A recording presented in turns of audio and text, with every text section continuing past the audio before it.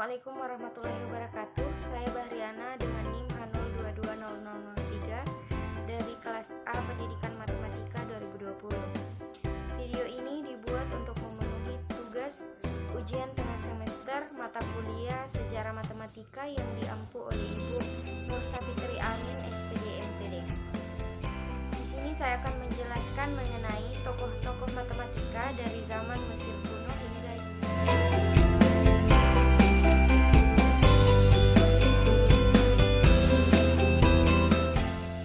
pertama, Thales. Thales dilahirkan di Miletus. Thales adalah seorang pedagang yang membawanya pergi jauh dari negerinya. Dalam kunjungannya ke negeri-negeri yang lain, Thales berkesempatan menambah pengetahuannya dalam bidang matematika, alam, dan astronomi. Thales mengemukakan 5 teori tentang geometri yang mungkin diperoleh dari hasil perjalanannya, yaitu yang pertama, suatu lingkaran dibagi dua sama besar oleh diameternya. Yang kedua, sudut-sudut alas suatu segitiga sama kaki adalah sama. Yang ketiga, pasangan sudut siku-siku yang dibuat oleh dua garis yang berpotongan adalah sama. Yang keempat, dua segitiga adalah sama dan sebangun apabila dua sudut dan satu sisinya sama. Yang kelima, suatu sudut yang dilukis dalam setengah lingkaran adalah siku-siku. 2. Pythagoras. Pythagoras lahir pada tahun 570 sebelum Masehi di Pulau Samos di daerah Ionia. Pythagoras adalah seorang matematikawan dan filsuf Yunani yang paling dikenal melalui teoremanya. Dikenal sebagai bapak bilangan, dia memberikan sumbangan yang penting terhadap filsafat dan ajaran keagamaan pada akhir abad ke-6 sebelum Masehi. Pythagoras adalah orang yang pertama kali mencetuskan aksioma-aksioma, postulat-postulat yang perlu dijabarkan terlebih dahulu dalam pengembangan geometri. Pythagoras bukan orang yang menemukan suatu teorema Pythagoras, namun dia berhasil membuat pembuktian matematis. Persadaan Pythagoras menemukan akar 2 sebagai bilangan irasional. Yang ketiga, Anaxagoras. Anaxagoras lahir sekitar tahun 500 sebelum Masehi. Seperti halnya Thales, Anaxagoras lahir di Asia Kecil, tepatnya di kota Klazomenai. Dia nampaknya berasal dari keluarga kaya dan kemungkinan bersekolah. Gagasan terpenting Anaxagoras adalah bahwa orang tidak boleh mempercayai indera mereka atau pikiran sehat mereka untuk menyelidiki tentang dunia. Namun, mereka harus selalu menggunakan logika dan akal untuk mencari tahu kebenaran. Anaxagoras dari Klazomenai yang menegaskan bahwa tidak ada terkecil dari jumlah yang kecil dan dengan demikian tidak ada terbesar dalam jumlah besar. Keempat, Al-Khwarizmi. Beliau dikenal sebagai penemu aljabar dan penemu angka nol. Nama asli dari Al-Khwarizmi ialah Muhammad Ibnu Musa Al-Khwarizmi. Beliau dilahirkan di Bukhara, hidup di Khwarizm, Uzbekistan pada tahun 194 Hijriah atau 780 Masehi dan meninggal tahun 266 Hijriah atau 850 Masehi di Baghdad. Al-Khwarizmi sebagai guru aljabar di Eropa. Beberapa cabang ilmu dalam matematika yang diperkenalkan oleh Al-Khwarizmi seperti geometri, aljabar, aritmatika, dan lain-lain. Geometri merupakan cabang keduanya dalam matematika, sistem nomor. Beliau telah memperkenalkan konsep sifat yang sangat penting dalam sifat nomor pada zaman sekarang. Karyanya yang satu ini memuat cos, sin, dan tangen dalam penyelesaian persamaan trigonometri, teorema segitiga sama kaki, dan perhitungan. Yang kelima, Pierre de Fermat. Pierre de Fermat adalah seorang hakim. Kemahiran matematikanya yang luar biasa memungkinkannya memberi sumbangan besar pada matematika tingkat tinggi, antara lain teori bilangan dan kalkulus diferensial. Teorema akhir Fermat yang menyebabkan ia terkenal akhirnya terbukti 300 tahun kemudian, yaitu pada tahun 1994 oleh Andre Wiles. Fermat dan Blaise Pascal adalah peletak dasar teori peluang modern.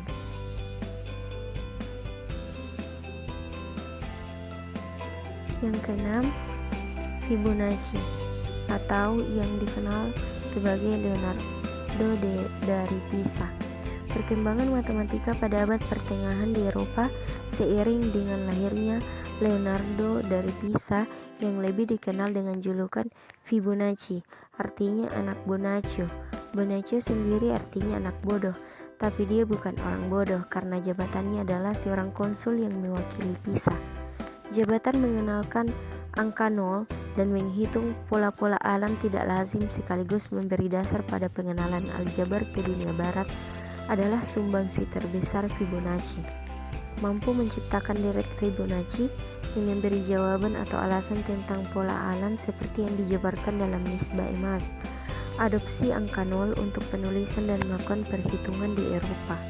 Mengubah sistem bilangan Romawi yang tidak efisien dengan sistem bilangan Hindu-Arabik ini kelak sangat mempengaruhi perkembangan matematika di benua Eropa. 7. Hippocrates. Hippocrates lahir di Chios kurang lebih pada tahun 460 sebelum Masehi. Pada awalnya dia memiliki profesi sebagai seorang pedagang, suatu profesi yang sama dengan Thales. Kecerdasan Hippocrates dalam geometri terlihat dari karyanya yang berjudul Elements of Geometry. Penemuan Hippocrates pada tulisannya karya Edemus dengan judul The History of Mathematics terdapat sebuah penemuan Hippocrates tentang kuadratik suatu luno. Luno adalah sebuah bangun yang dibatasi oleh dua buah busur lingkaran, tetapi diameter pembentuk lingkaran tersebut berbeda ukurannya. Menurut teorema yang disampaikan Hippocrates dan ditulis ulang Eudemus, bahwa bagian-bagian yang sebangun dari lingkaran pembentuk tersebut memiliki perbandingan yang senilai dengan kuadrat-kuadrat asalnya. Pembuktian Hippocrates pada teorema ini adalah dengan menunjukkan bahwa luas dua lingkaran tersebut pasti berbanding senilai dengan kuadrat diameternya masing-masing. Yang kedelapan, Plato. Pada Meno, Plato membuktikan bahwa matematika diketahui sebagai sebuah priori yang tanpa membutuhkan pengalaman. Kesimpulan Plato tentang pengetahuan matematika adalah sebuah priori, yang artinya bahwa pengetahuan matematika tidak berdasarkan kebenaran indera. Di sini, matematika berbeda dari subjek-subjek yang lain. Plato berpendapat bahwa matematika adalah gabungan dari sebuah teori. 9. Aristoteles. Aristoteles hidup antara tahun 384 hingga 322 sebelum Masehi. Dia dilahirkan di Stagira, Makedonia. Dia adalah anak seorang dokter kepala yang mengabdikan dirinya pada raja. Karyanya yang berjudul On Indivisible Lines berisi mengenai indivisible, tidak dapat dibagi, cukup menjadi pembicaraan ramai. Diskusi-diskusi dan ceramah yang dilakukannya mengenai adanya infinito atau tak terhingga dalam aritmetika dan geometri mempengaruhi penulis berikutnya terhadap Gauss. Carl Friedrich Gauss adalah seorang ahli matematika dan fisika yang lahir di Brunswick pada Kekaisaran Romawi Suci pada 30 April 1777 dan bertempat tinggal di Kerajaan Hanover, Jerman. Gauss selalu menyimpan penemuannya dan menyesal bahwa tidak seorang pun dapat berdiskusi tentang teori-teori yang menarik hatinya. Salah seorang teman baiknya di universitas adalah Wolfgang Bolyai, bangsawan Hongaria, yang kelak anak laki-lakinya adalah Janus Bolyai yang menemukan geometri non-Euklidan. Carl Friedrich Gauss menerbitkan lebih dari 150 karya dan membentuk kontribusi penting seperti teorema dasar aljabar,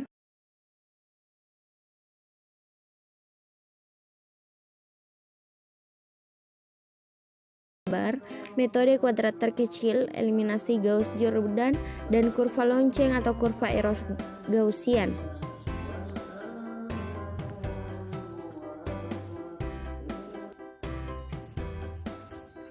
Yang ke-11, Janus Bolyai.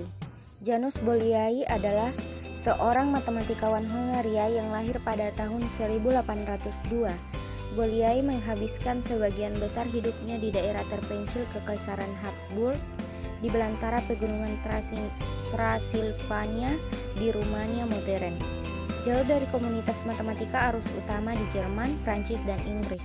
Bolyai sangat terobsesi dengan postulat kelima Euclid, postulat paralel, prinsip dasar geometri dengan garis tertentu yang tidak mengandung titik, bersama dengan akibat milenium.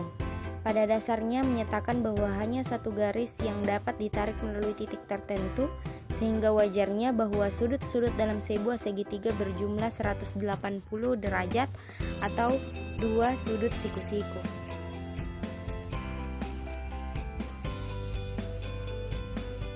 Yang ke-12, Nikolai Ivanovich Lobachevsky, kota Kazan, Rusia yang jauh dari Bolyai.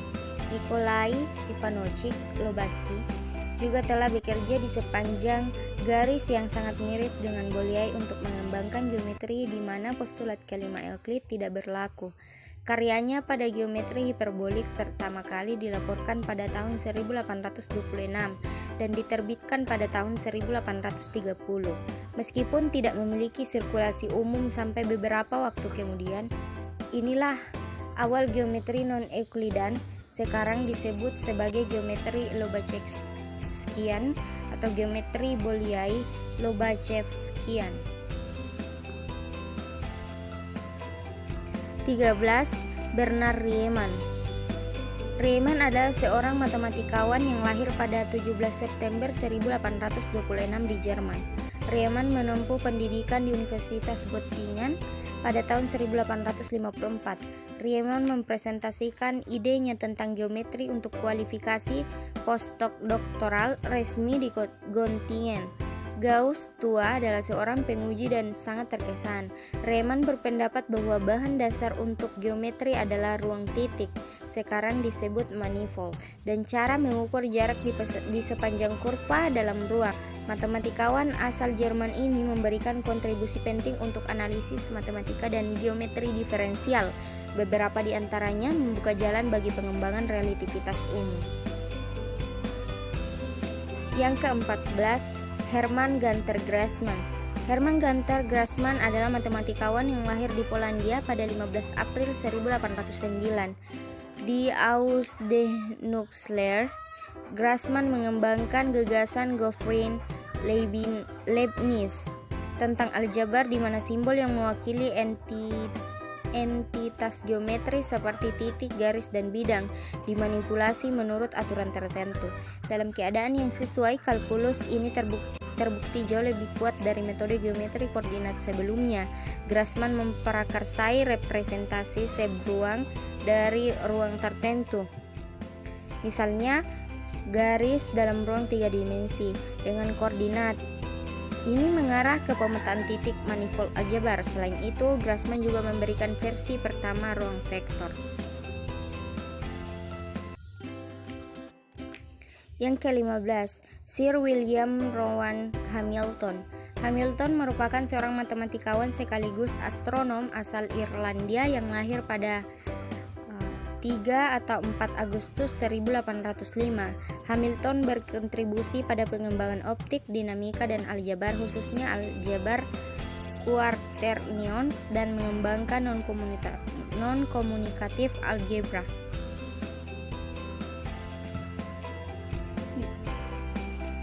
Yang ke-16, George Boole. George Boole lahir di Inggris pada 2 November 1815. George Boole membantu membangun logika simbolik modern dan aljabar logikanya. Sekarang disebut sebagai aljabar Boolean. Adalah dasar untuk desain sirkuit komputer digital. Boole diberi pelajaran matematika pertama oleh ayahnya, seorang pedagang yang juga mengajarinya membuat instrumen optik. Henrik Abel. Abel adalah matematikawan yang lahir pada 5 Agustus 1802 di Norwegia yang merupakan pelopor dalam pengembangan beberapa cabang matematika modern. Di Universitas Kristiana, Abel menemukan seorang pendukung dalam Profesor Astronomi Christopher Hansen yang memberikan dukungan finansial dan dorongan. Lalu pada tahun 1823, Abel menerbitkan makalah tentang persamaan fungsional dan integral dalam jurnal ilmiah baru yang dimulai oleh Hansen. 18. Évariste Galois, seorang matematikawan Prancis yang lahir pada 25 Oktober 1811. Kontribusi Galois yang paling signifikan untuk matematika sejauh ini adalah pengembangan teori Galois. Dia menyadari bahwa solusi aljabar untuk persamaan polinomial terkait dengan struktur grup permutasi yang terkait dengan akar polinomial grup Galois dari polinomial. 19. George Cantor. Georg Ferdinand Ludwig Philipp Cantor lahir 3 Maret 1845 di Rusia dan meninggal 6 Januari 1918 di Jerman. Matematikawan Jerman yang mendirikan teori himpunan dan memperkenalkan konsep matematika yang bermakna tentang bilangan transfinite besar tanpa batas tetapi berbeda satu sama lain. Teori Cantor menjadi subjek penelitian yang sama sekali baru mengenai matematika yang tak terbatas. Misalnya, rangkaian tak berujung seperti 1, 2, 3, dan seterusnya. Dan bahkan himpunan yang lebih rumit. Dan teorinya sangat bergantung pada perangkat yang satu itu. 20. Giuseppe Peano. Peano merupakan seorang matematikawan yang lahir pada 27 Agustus 1858 di Italia. Matematikawan Italia ini adalah pendiri logika simbolik dan minatnya berpusat pada dasar matematika dan pengembangan bahasa logika formal. 21. Luizen Ebertus Jan Brouwer. Brouwer lahir di Belanda pada 27 Februari 1881. Brouwer adalah seorang matematikawan Belanda yang terkenal karena teorema titik tetap topologinya. Dia mendirikan doktrin intuisionisme matematika yang memandang matematika sebagai formulasi konstruksi mental yang diatur oleh hukum yang terbukti dengan sendirinya. David Hilbert. David Hilbert lahir di Rusia pada 23 Januari 1862. Beliau merupakan matematikawan Jerman yang mereduksi geometri menjadi serangkaian aksioma dan berkontribusi besar pada pembentukan formalistik dasar matematika. Karyanya pada tahun 1909 pada persamaan integral menyebabkan penelitian abad ke-20 dalam analisis fungsional. 23. Hippias. Hippias memperkenalkan bentuk kurva yang lain dari kurva. Garis lurus dan lingkaran yang lebih dikenal dengan trisectric atau quadratrix dari Hippias. Kurva Hippias ini lebih dikenal dengan quadratrix sebab kurva ini dapat digunakan untuk mengkuadratkan suatu lingkaran. 4. Eudoxus. Eudoxus adalah salah seorang murid Plato. Dalam bidang matematika, Eudoxus memperkenalkan hal baru mengenai perbandingan seharga di mana A per B sama dengan A per C.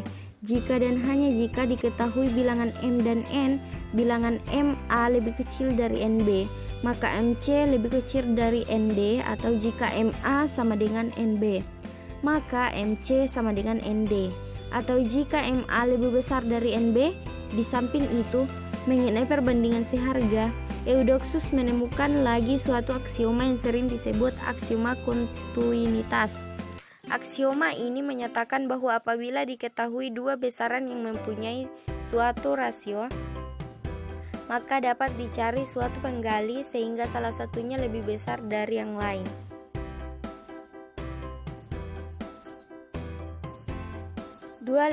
Archimedes.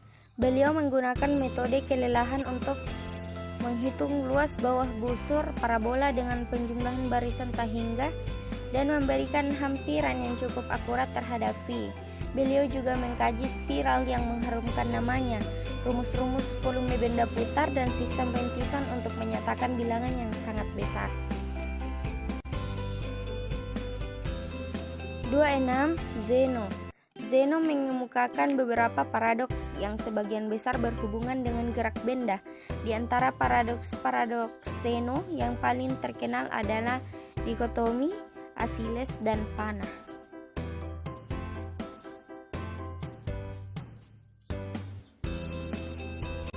27. Demokritus. Demokritus banyak menulis tentang matematika. Beberapa buku di antaranya adalah On Numbers, On Geometry, and On Irrational.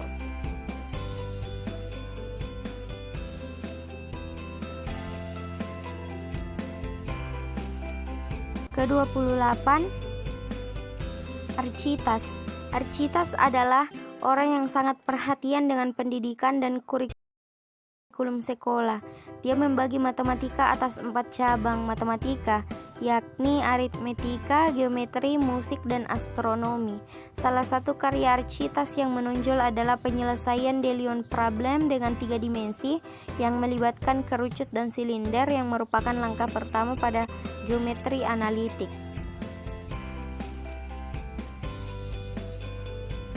29. Euclid. Euclid adalah nama dari Arabisasi dari kata Yunani yang berarti kemuliaan baik. Euclid adalah tokoh ilmu ukur dari Yunani. Dia juga penyusun buku pelajaran terbesar sepanjang abad.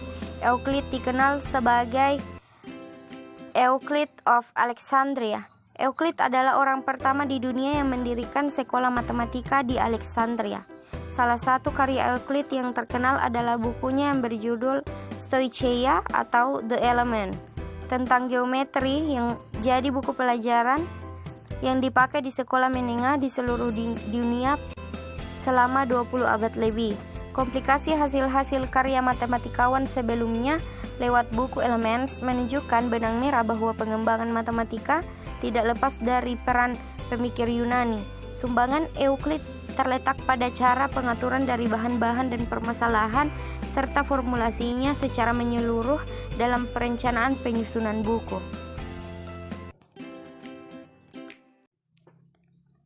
30. Diophantus. Sekitar tahun 250, seorang matematikawan Yunani yang bermukim di Alexandria melontarkan problem matematika yang tertera di atas batu nisannya. Tidak ada catatan terperinci tentang kehidupan Diophantus, namun meninggalkan problem tersohor itu pada Palatine Anthology yang ditulis setelah meninggalnya. Dalam aritmetika, meski bukan merupakan buku tes aljabar, akan tetapi di dalamnya terdapat problem persamaan x kuadrat sama dengan 1 tambah 30y kuadrat dan x kuadrat sama dengan 1 tambah 26y kuadrat, yang kemudian diubah menjadi persamaan Pell x kuadrat sama dengan 1 tambah py kuadrat. Sekali lagi didapat jawaban tunggal karena Diophantus adalah pemecah problem, bukan menciptakan persamaan, dan buku itu berisikan kumpulan problem dan aplikasi pada aljabar. Problem Diophantus untuk menemukan bilangan x, y, dan a dalam persamaan x kuadrat ditambah y kuadrat sama dengan a kuadrat, atau x pangkat 3 ditambah y pangkat 3 sama dengan a pangkat 3, kelak mendasari Fermat mencetuskan teorema terakhir Fermat.